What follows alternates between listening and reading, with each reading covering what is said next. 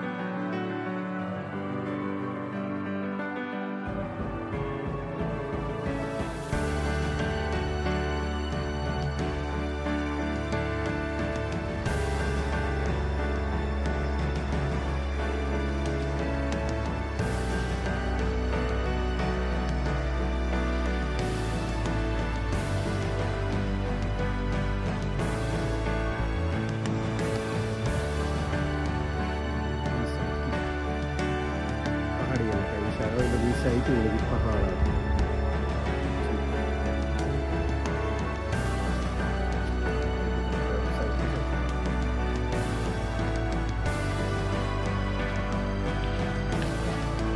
আকাশের অবস্থা তেমন সুবিধা নেই, যে কোনো সময় আবার জোরে মেঘ তুফান আসতে পারে।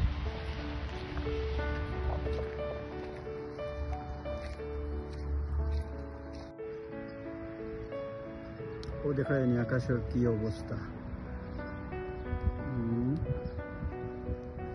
পাড়াম দাঁড় করে লিছে, একটু আগে দিছে মেঘ, কোনো আবার বিমানে খানো হয়ে যায়। ওই দেখো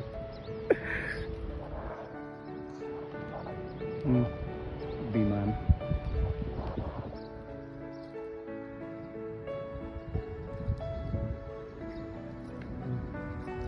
আকাশ